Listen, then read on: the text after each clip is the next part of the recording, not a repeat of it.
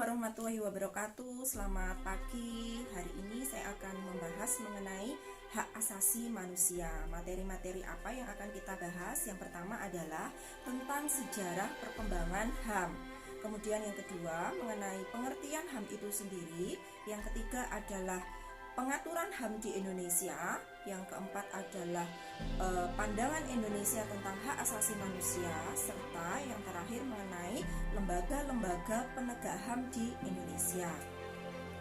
Oke, yang pertama kita akan membahas mengenai sejarah perkembangan HAM.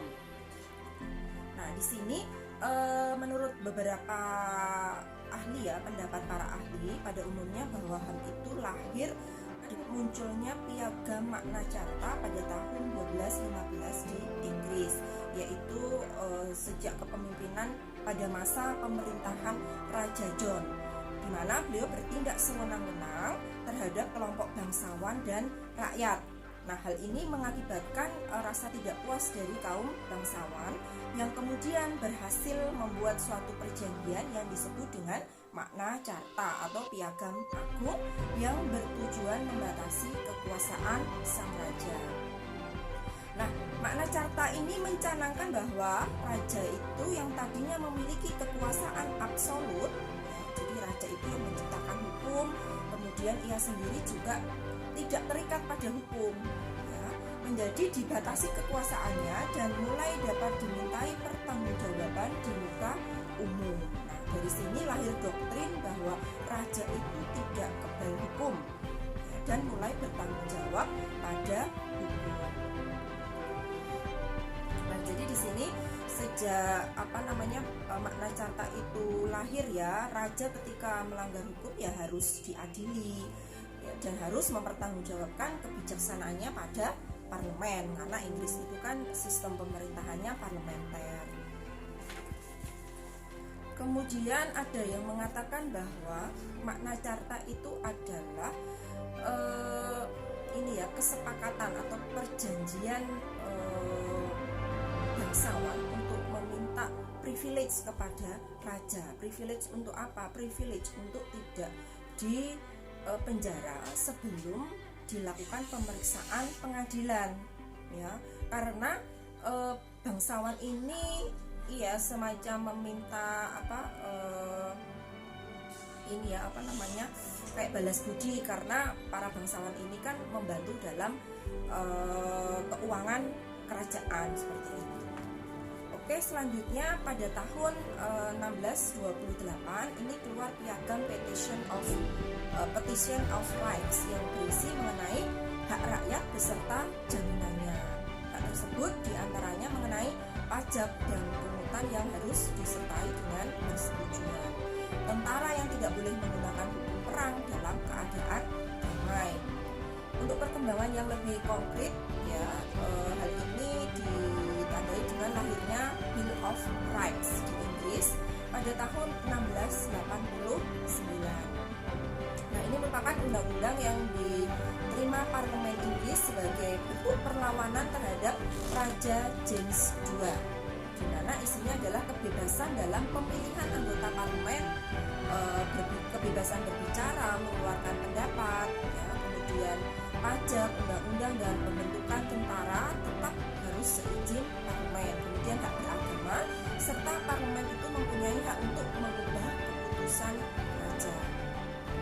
Oke, selanjutnya kita masuk pada sejarah HAM di Amerika Serikat di sini. Ya, penegakan HAM ini didasari oleh pemikiran dari John Locke, ya, sudah nggak asing lagi ya dengan nama John Locke. Nah, John Locke ini mengeluarkan hak yang namanya hak alamiah, natural rights. Natural rights ini terdiri dari apa? Yang pertama adalah hak hidup, kemudian hak kebebasan, dan juga ada hak milik. Jadi John Locke ini mengeluarkan 3 hak ya yang masuk dalam natural right. Kemudian dasar inilah yang kemudian dijadikan sebagai pengakuan HAM yang terlihat dalam United States Declaration of Independence, ya. Jadi ini dalam deklarasi kemerdekaannya Amerika Serikat. Nah, di Amerika di sini perjuangan HAM itu disebabkan karena rakyat Amerika itu yang berasal dari Eropa sebagai emigran yang merasa tertindas oleh pemerintahan Inggris itu memang pada saat itu Amerika adalah jajahan dari Inggris. Nah, Amerika ini merdeka pada tanggal 4 Juli tahun 1776. Jadi ada istilahnya itu Revolusi Amerika. Jadi Revolusi Amerika itu adalah perlawanan rakyat Amerika terhadap Inggris. Ya, jadi Inggris itu menjajah itu tahun, kalau tidak salah itu tahun 1276, dan Amerika baru merdeka pada tahun 1776, jadi kurang lebih 500 tahun. Untuk selanjutnya adalah deklarasi kemerdekaan Amerika ini dimasukkan dalam konstitusi negara, dan Amerika ini bisa dikatakan sebagai negara pertama yang menetapkan dan melindungi hak asasi manusia. Untuk selanjutnya adalah tahun 1789, yaitu lahirlah yang namanya The French Declaration, di mana hak-hak yang lebih rinci lagi ini melahirkan yang namanya the rule of law. Antara lain, dinyatakan tidak boleh ada penangkapan dan penahanan yang semena-mena, termasuk di mana ditangkap tanpa alasan yang sah dan ditahan tanpa surat perintah yang dikeluarkan oleh pejabat yang sah. Kemudian juga dinyatakan pula presumption of innocence. Artinya apa? Orang-orang yang ditangkap kemudian ditahan dan dituduh berhak dinyatakan tidak bersalah sebelum ada putusan pengadilan yang berkekuatan hukum tetap yang menyatakan itu bersalah. Oke, hal ini juga dipertegas dengan adanya freedom of expression, kemudian juga ada freedom of religion, the right of property, ya, dan hak-hak dasar yang lain, ya, yang jadi di dalam French Declaration itu sudah dicakup semua hak, ya.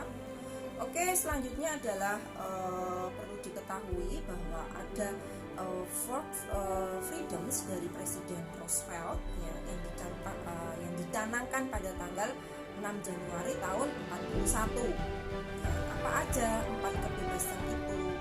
Yang pertama adalah freedom of speech and expression everywhere in the world. Ya, jadi kebebasan untuk berekspresi dan berpendapat setiap orang itu di dunia. Kemudian yang kedua adalah freedom of every person to worship God in His own way everywhere in the world. Jadi kebebasan untuk memeluk agama. Kemudian yang ketiga adalah freedom from one which translate into Western means economic understanding, which will secure to every nation a healthy, peacetime life for its inhabitants everywhere in the world. Jadi bebas dari kemelaratan. Kemudian yang keempat adalah freedom from fear. Jadi bebas dari rasa takut, ya. Jadi mendapatkan hak untuk mendapatkan rasa aman. Nah, keempat hak ini dikenal juga dengan nama Atlantic Charter. Oke, selanjutnya deklarasi HAM yang dicetuskan pada tanggal 10 Desember tahun 48 ini sebagai puncak peradaban umat manusia setelah dunia mengalami malapetaka, ya, akibat kekejaman dan kekejaman yang dilakukan oleh negara-negara fasis, ya, masih ingat ya, negara fasis, ya, seperti Nazi Jerman itu, kemudian juga ada Italia, ya. Nah, deklarasi HAM sedunia ini mengandung makna ganda, baik ke luar antar negara maupun ke dalam, yaitu di antar negara bangsa-bangsa itu sendiri, ya, maksudnya di dalam negara tersebut, berlaku bagi semua bangsa dan pemerintahan di negara masing-masing. Nah, makna keluar di sini berupa apa sih? Berupa komitmen untuk saling menghormati dan menjunjung tinggi harkat dan martabat kemanusiaan antar negara di dunia agar terhindar dan tidak terjerumus dalam peperangan yang dapat menghancurkan nilai-nilai kemanusiaan.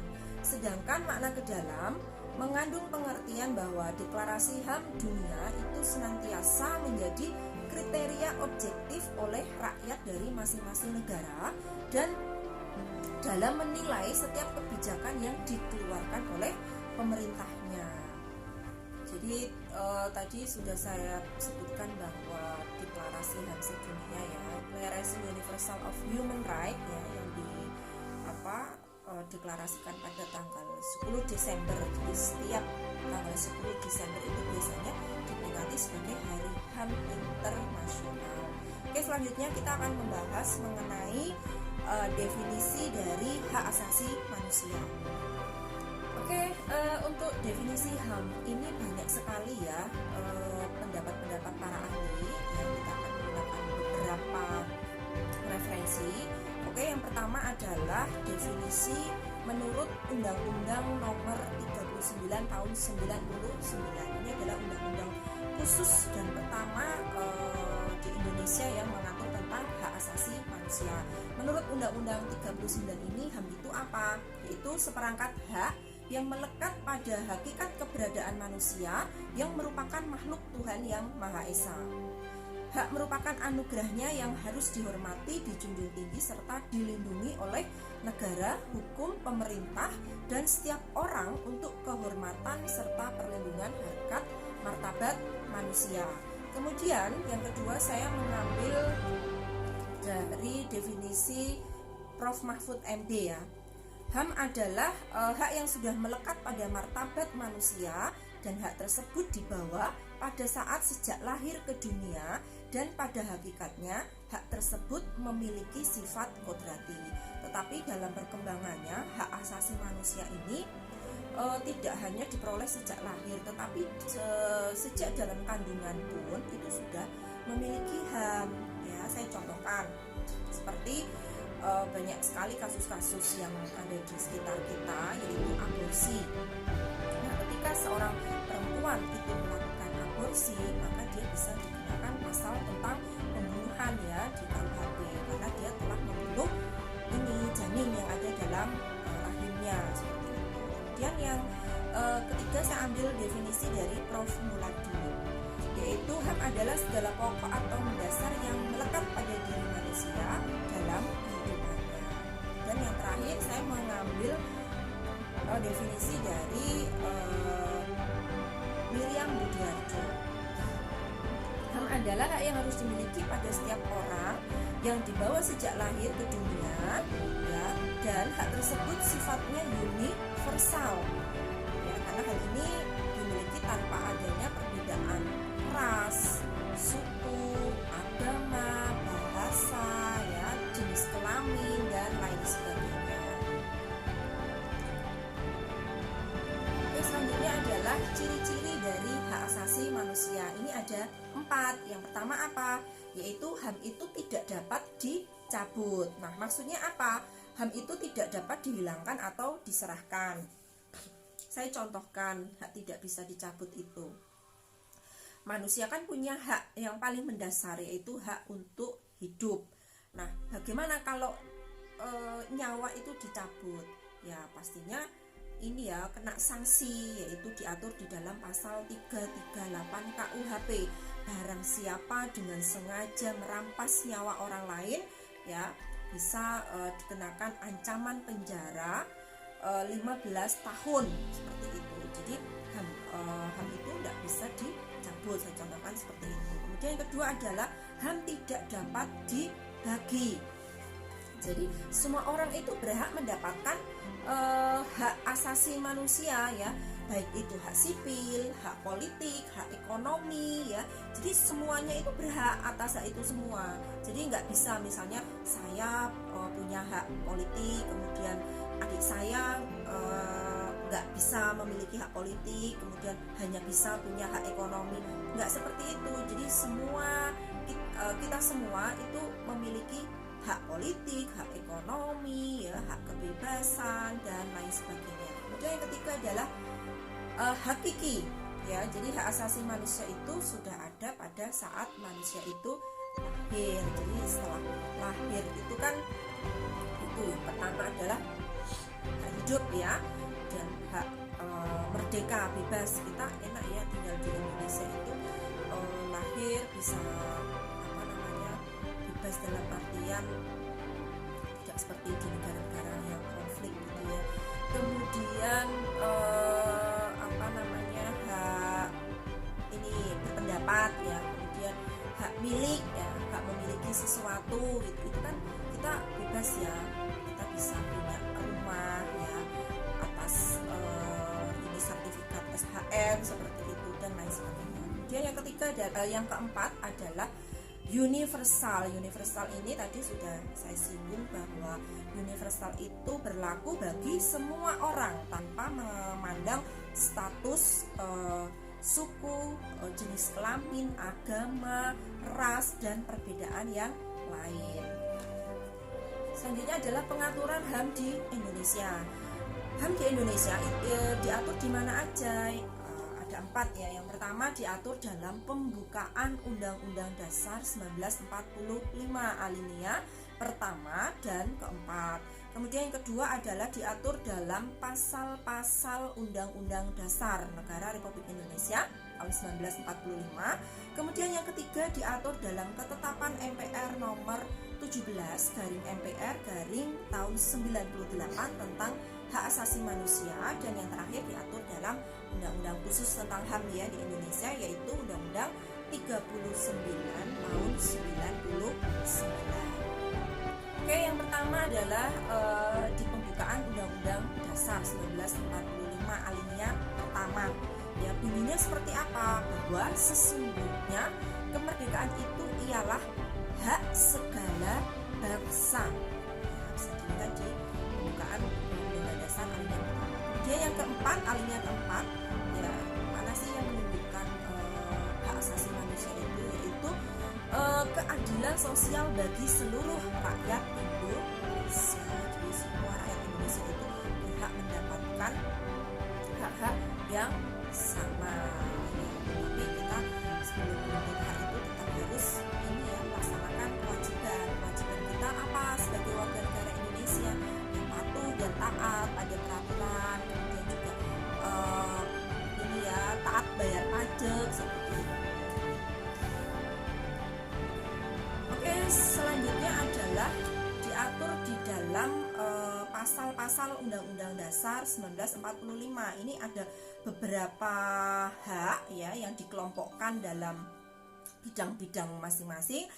Yang pertama, hak dalam bidang politik ya, ini pasal 27 ayat 1 yang bunyinya segala warga negara bersamaan kedudukannya di dalam hukum dan pemerintahan dan wajib menjunjung hukum dan pemerintahan itu dengan tidak ada kecualinya.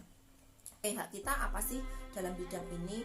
Ya, misalnya dalam bidang politik ini ya, dalam pemilihan legislatif, kepala daerah ataupun presiden, kita berhak loh mencalonkan diri ya. Yang penting kita punya kompetensi di situ.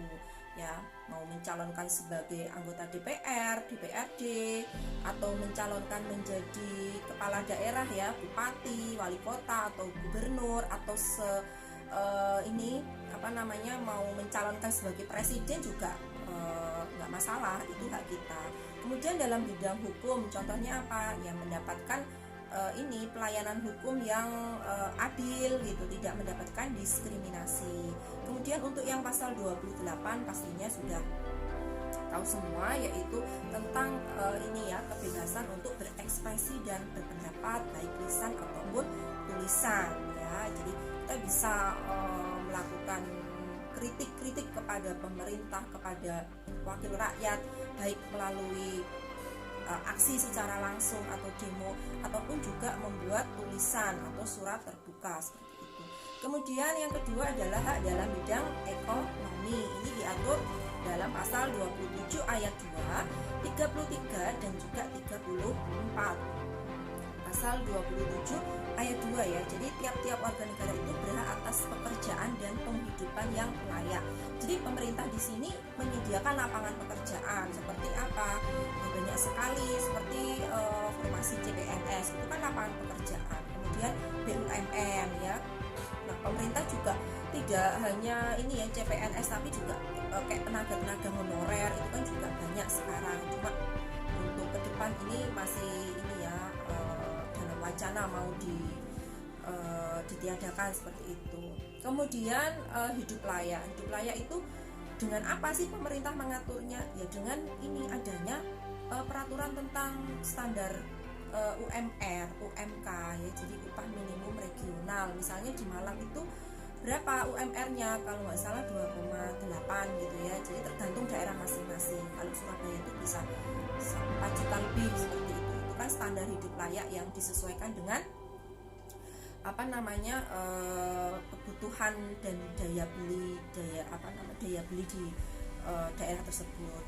Oke, kemudian untuk yang pasal 33, nah ini tentang ini ya, bumi, air ya, dan kekayaan alam yang terkandung di dalamnya itu dikuasai oleh negara dan digunakan untuk sebesar-besarnya kemakmuran rakyat. Contohnya apa? Ya, seperti BUMN ini kan dikuasai oleh negara karena ada prinsipnya tujuan dari BUMN ini kan untuk mensejahterakan masyarakat seperti Pertamina, PLN, kemudian PDAM itu BUMD ya. Kemudian untuk yang pasal 34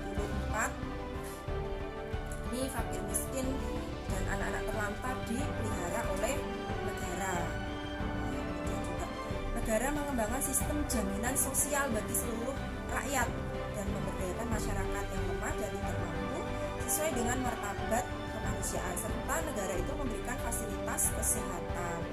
Ya, untuk saat ini untuk fasilitas kesehatan itu adanya BPJS. Jadi ada BPJS kesehatan dan juga ada BPJS tenaga kerjaan. Pemberian kesehatan ini ada 3 kelas ya, kelas 1, kelas 2, kelas 3. Selanjutnya adalah hak dalam Undang-Undang Sosial Budaya yang diatur dalam pasal 29, 31 dan juga 32. Pasal 29 itu tentang apa sih? Yaitu negara itu menjamin kemerdekaan tiap-tiap penduduk untuk memeluk agama masing-masing dan untuk beribadat menurut agama dan kepercayaannya. Kemudian pasal 31 itu tentang pendidikan. Ya, jadi pemerintah itu memberikan sarana kepada masyarakatnya untuk menempuh pendidikan, yaitu pendidikan gratis 9 tahun. Jadi SD, SMP itu gratis. Bahkan di beberapa daerah itu ada yang sudah menggratiskan sampai SMA.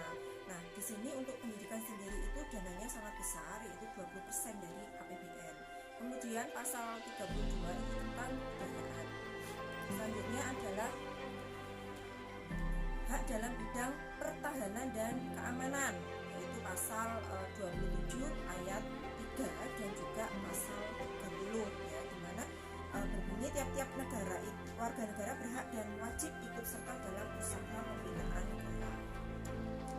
Oke, selanjutnya adalah di dalam pengaturan dalam ketetapan MPR nomor 17 dari MPR dari tahun 98 tentang hak asasi manusia yang ditetapkan pada tanggal 13 November tahun 98. Isinya tentang apa? Ini ada beberapa macam ya, antaranya menugaskan kepada lembaga tinggi negara dan seluruh aparatur pemerintah untuk menghormati, menegakkan serta menyebarluaskan pemahaman mengenai hak asasi manusia kepada seluruh masyarakat. Kemudian menugaskan kepada Presiden dan DPR untuk mengesahkan atau meratifikasi berbagai instrumen hak asasi manusia internasional selama tidak bertentangan dengan Pancasila dan Undang-Undang Dasar 1945. Kemudian membina kesadaran dan tanggung jawab masyarakat sebagai warga negara untuk menghormati, menegakkan hak dan menyebarluaskan hak melalui gerakan pemasyarakatan. Kemudian melaksanakan penyuluhan, pengkajian, pemantauan dan juga penelitian serta menyediakan media tentang HAM yang ditetapkan dengan undang-undang serta menyusun naskah HAM dengan sistematis ya. Selanjutnya adalah pengaturan HAM menurut Undang-Undang Nomor 39 Tahun 99 tentang hak asasi manusia. Ini terdiri undang-undangnya ini terdiri dari 11 bab dan penjelasan ya, yang disahkan pada tanggal 23 September tahun 1999. Nah, isinya tentang apa sih Undang-Undang Nomor 39 Tahun 99 ini. Bab satunya itu pendahuluan, kemudian ada asas-asas dasar, ada HAM dan kebebasan dasar manusia, kemudian ada kewajiban dasar manusia, ada kewajiban dan tanggung jawab pemerintah, kemudian pembatasan dan larangan, kemudian Komnas HAM, kemudian partisipasi masyarakat, peradilan HAM, ketentuan peralihan dan ketentuan. Oke, selanjutnya adalah kita akan bahas mengenai pandangan Indonesia tentang hak asasi manusia. Nah, HAM itu secara individu dan masyarakat itu harus seimbang, baik di sektor kehidupan sosial, ekonomi, politik, hukum, dan lain sebagainya.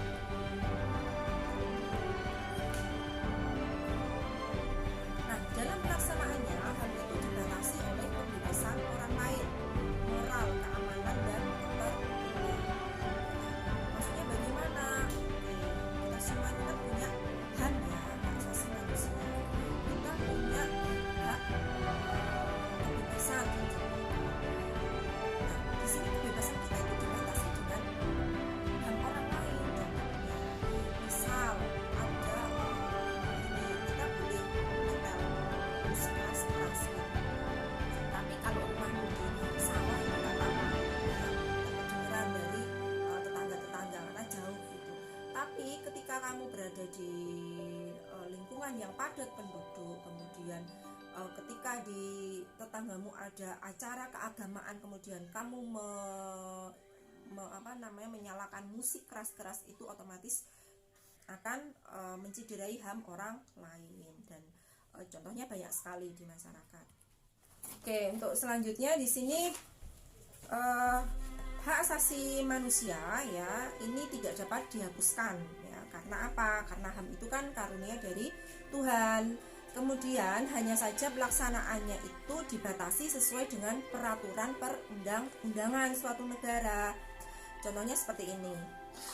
Di Indonesia kita punya kebebasan untuk menyatakan pendapat ya, tetapi pendapat kita itu yang bertanggung jawab, bukan pendapat yang hate speech, menebar kebencian. Kemudian contoh yang lain adalah kebebasan dalam beragama. Ya silahkan memilih agama yang diakui di Indonesia, mau Konghucu, mau Islam, mau Buddha, terserah gitu. Asal jangan memeluk semua agama, enam-enamnya dianut kayak gitu ya. Kemudian dan juga sering pindah-pindah agama ya, itu jangan sampai seperti itu. Kemudian hak untuk memiliki sesuatu, membeli dan menjualnya serta memanfaatkannya. Nah, ini boleh-boleh aja asal dilakukan secara legal ya, atau sesuai dengan hukum, bukan misal ingin memiliki sesuatu rumah gitu ya. Nah, ini nyerobot dari orang lain gitu. Atau misalnya pengen sepeda motor, kemudian dia mencuri sepeda motor itu, ya salah gitu. Kalau mau punya sepeda motor ya beli, bukan mencuri ya. Kemudian hak untuk mendapatkan perlakuan yang sama dalam hukum dan pemerintahan. Nah, perlakuan yang sama ini tergantung dalam kesempatan dan fungsi serta profesi masing-masing. Jadi kesamaan perlakuan ini tidak berarti sama rata ataupun sama rasa. Kemudian hak untuk ikut serta dalam pemerintahan ya. Nah, berarti kita harus apa? Memenuhi persyaratan dan kemampuan untuk bisa ikut serta dalam pemerintahan. Jadi misal mau ikut ini ya, daftar CPNS. Nah, syaratnya apa misalnya? Ya, syaratnya harus formasinya misalnya S1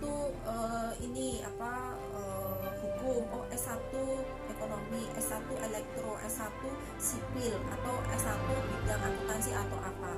Ya sudah, masuki sesuai dengan formasi dan ijazah yang dipunya gitu ya.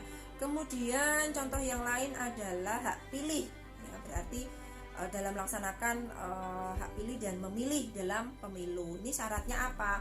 Harus umur 17 tahun ya, atau belum umur 17 tahun tapi sudah menikah, itu bisa. Kemudian hak untuk memilih pendidikan ya, ini berarti juga ada kewajiban untuk melaksanakan pendidikan. Nah, pendidikan ini tanggung jawab siapa? Ya, semua pihak, orang tua, tua, pemerintah, ya, masyarakat seperti itu. Kemudian HAM ini mendapatkan perlakuan yang sama dalam tata cara peradilan dan perlindungan. Berarti kita tidak diperkenankan mempermainkan peraturan, melecehkan peradilan. Melecehkan peradilan itu contohnya apa? Menyuap hakim, menyuap jaksa, itu melecehkan peradilan. Kemudian melakukan tindakan tanpa aturan dan tidak diperkenankan untuk tidak main hakim sendiri. Oke, selanjutnya yang terakhir adalah lembaga-lembaga perlindungan HAM di Indonesia. Ini ada beberapa lembaga. Yang pertama adalah Polri, ya, sesuai dengan Undang-Undang Nomor 2 Tahun 2002. Kepolisian Negara Republik Indonesia itu bertujuan mewujudkan keamanan dalam negeri yang meliputi terpeliharanya keamanan dan ketertiban masyarakat, tertib dan tegak hukum, terselenggaranya perlindungan, pengayoman dan pelayanan masyarakat, serta terbinanya ketentraman masyarakat dengan menjunjung tinggi hak asasi manusia.